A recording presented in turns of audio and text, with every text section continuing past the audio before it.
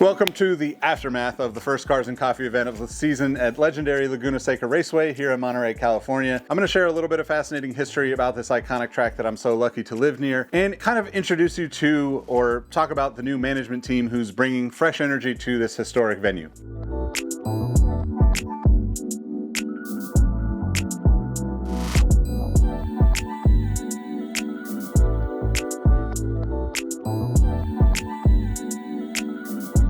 What's good, everyone? My name's Nick, and on this channel I talk about the world of car culture and really the vibrant car community here in California. So if you've ever wanted to experience the magic of Laguna Seca beyond watching races on TV, you're in the right place. Cars and Coffee events here are a unique opportunity to see amazing vehicles while enjoying what is really the most incredible backdrop of any American racetrack, in my opinion.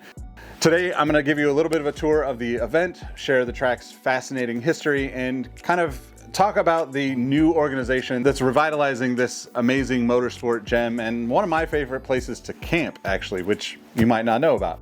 Make sure you stick around until the end because I'll share some insider tips on how to make the most of your visit when you attend the next Cars and Coffee at Laguna Seca. And if you're coming to Car Week, I've already made a video about some of the tips around Monterey and the peninsula that I'll link up here or in the description. Hopefully, I'll see you there. All right, let's dive into today's event.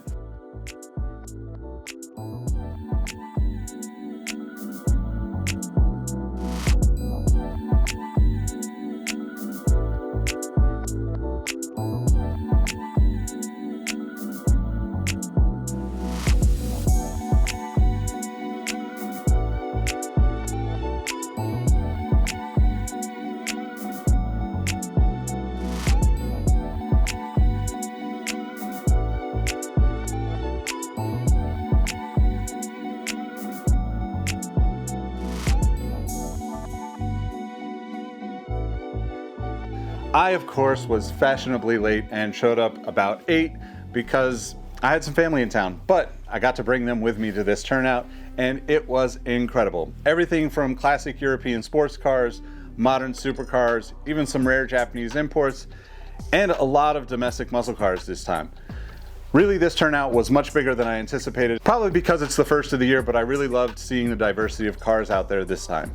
What I think makes Cars and Coffee at Laguna Seca special compared to all the other venues that are out there is the backdrop. Where else can you enjoy your morning coffee surrounded by automotive excellence, overlooking one of the most challenging race circuits in North America, while there are drivers attending a track day on track? It's just incredible. All right, quick intermission from your B-roll shooter. I know that my job here is to capture footage of cars, maybe some people, whatever, but just know that I'm also doing everyone a favor by getting what everyone else is interested in, and that is any and all puppy footage, okay? Because Cars and Coffee is great for many things, including cars and coffee and seeing all the different people, but dogs, you know? So thank you and you're welcome, and enjoy the show. I'm getting a little bit of her if that's okay. She's so cute. Hi! Hello! Oh my god, it's so nice to meet you. Thanks! So that was the best time of my life.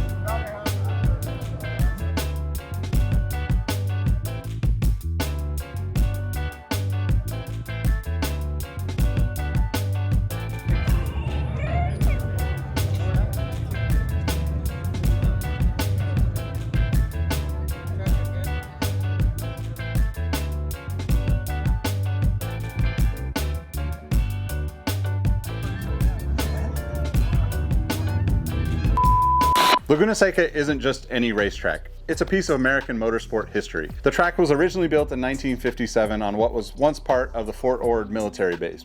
It was actually created as a replacement for the dangerous Pebble Beach road races that were held on public roads. I've been going to this racetrack for more than I'd like to admit, multiple decades. And it never gets old. The name Laguna Seca actually means dry lake in Spanish, referring to the lake bed that once existed here before it dried up. The track is 2.238 miles, features 11 turns, but none of them are more famous than turn 8 and 8A, known as the legendary corkscrew. The corkscrew is something you just have to see in person.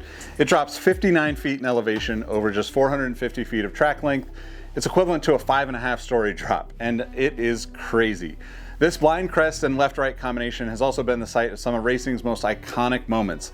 In my mind, I go back to Alex Zanardi's legendary pass on Brian Herta in the final lap of the '96 kart race. Coming to the conclusion of the 82nd lap. They climb the hill. The white flag flies. There is one more lap to go in the IndyCar season. Can Brian Herta hang on for that lap? Well, remember one thing too, Zanardi's got to get right behind him, and then he's got to find a way past him. He's got to be able to pass him. Brian can't afford to make any mistakes here.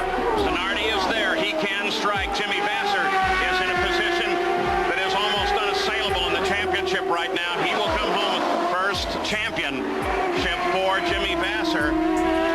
Brian Herta, United States. Jimmy Vasser, United States. Two new names, both from the U.S. in this series that has become so international. So the battle for the PPG Cup. Look, here he comes, and he gets him. Can he get him back? Can he hang on? Oh, look at this! Down through the first on the final lap. Alex Zanardi, remember twice we've had the change on the final lap of the race this year. Alex Zanardi at the top of the hill, an area you would not normally try and pass. Ducks the inside of Brian Herta, goes all the way off the course on the right-hand side, and Alex Zanardi, with a brilliant move, takes the checkered flag from the pole and the win here at Laguna Seca. Unbelievable. Rest in peace to kart, or I guess IRL, never mind. That's a can of worms for another day. Over the decades, Laguna Seca has hosted everything from Can-Am and Trans Am races in the 60s and 70s. I've attended MotoGP, IMSA, and IndyCar events. The track is also home to the annual Rolex Monterey Motorsports reunion during Car Week, which is highly suggested, and if you can get here early, come to pre-reunion the weekend before. It is one of the world's most premier vintage racing events, and I promise you will not be disappointed. There's just so much history and legacy, and I'm ready to go. Now, let's talk about the new management, because there's some exciting changes happening at the track. And as of 2024, Laguna Seca is under the management of a new nonprofit organization called Friends of Laguna Seca. This group took over operations from the previous management after winning the bid for the track's concession agreement. One thing we've already seen is the track being repaved last year, which is obviously a great thing. Friends of Laguna Seca was formed by a dedicated group of local motorsport enthusiasts, business leaders, and racing professionals who shared a vision for preserving and enhancing this historic venue. The organization is led by Ross Merrill, a longtime racer and businessman with deep ties to the Monterey Peninsula, and includes Bruce Canepa, who is a builder, racer, driver, and a big part of a lot of the automotive culture that happens around this area. What I love about their mission is that it's multifaceted: to restore and improve the track's facilities, expand the calendar of events, enhance the visitor experience, and ensure Laguna Seca remains financially sustainable for generations to come. Already, we're seeing positive changes from this group. The repaving of the track last season, upgrading of the paddock facilities in the future, and improving spectator areas. They're also working to balance the needs of motorsport enthusiasts with those of the local community, addressing long-standing noise and traffic concerns, which I'll save my opinions on for another time. Most importantly for car enthusiasts like us, they're expanding community engagement through events exactly like the Cars and Coffee Gathering, creating more opportunities for enthusiasts to enjoy the facility even when major races aren't happening. I started this video by promising some insider tips for making the most of your Cars and Coffee experience at Laguna Seca, so let's get into a few of those. First and foremost, don't be like me. Arrive early. Not only does this ensure you get a prime parking spot, but there's something absolutely magical about watching the morning fog lift off the track as the sun rises. Number 2, take the track tour. If you get the chance, Laguna Seca occasionally offers guided walking tours of the track during these events. This is your chance to stand at the top of the corkscrew and appreciate just how steep that drop really is. If you happen to attend on a track day, all the better. You can make that trip up to the top of the corkscrew on your own, and you just see how incredible the entire area of the racetrack is. The third thing is absolutely be prepared for any kind of weather. Monterey can be super unpredictable, foggy and cool in the morning, and sunny by midday. You're definitely going to want to have layers, and definitely do not forget the sunscreen, because that will sneak up on you. The fourth thing on the list is explore beyond the paddock. Take time to walk up to some of the viewing areas around the track. The views of Monterey Bay from some of the spots are absolutely breathtaking, and hopefully it'll make you want to move here the way I've wanted to move here the last 40 something years of my entire life. Last but not least, connect with the community. These events are as much about the people as they are the cars.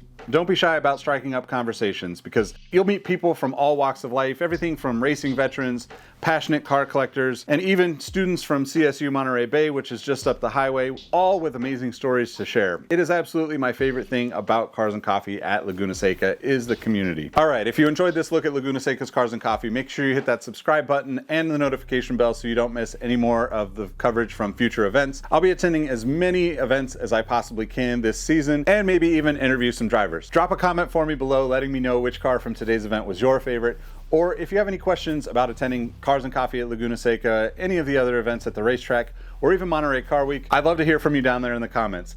Thanks for watching. My name's Nick. I appreciate y'all, and I will catch you in the next video. Peace.